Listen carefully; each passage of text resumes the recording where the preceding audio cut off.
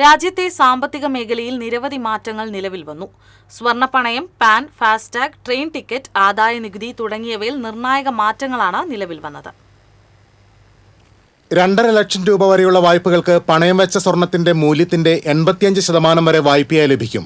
2.5 ലക്ഷം മുതൽ 5 ലക്ഷം രൂപ വരെ 80%, 5 ലക്ഷത്തിന് മുകളിൽ 75% എന്ന പരിധിയും ബാധകമാകും. 3075 രൂപയാക്കി വർദ്ധിപ്പിച്ച ഫാസ്ടാഗ് വാർഷിക പാസ് നിരക്ക് പ്രാബല്യത്തിൽ വന്നു. ടോൾ പ്ലാസകളിൽ ഇനി മുതൽ ഡിജിറ്റൽ പണമിടപാട് മാത്രമാകും അനുവദിക്കുക. പുതിയ ആദായ നികുതി നിയമം പ്രാബല്യത്തിലായി.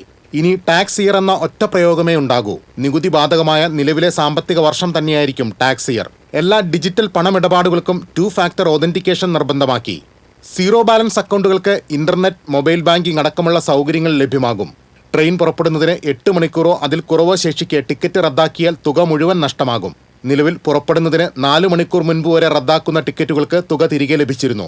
കയറുന്ന സ്റ്റേഷൻ മാറ്റാനുള്ള സൗകര്യം ട്രെയിൻ പുറപ്പെടുന്നതിന് 30 മിനിറ്റ് മുൻപ് വരെ ലഭിക്കും.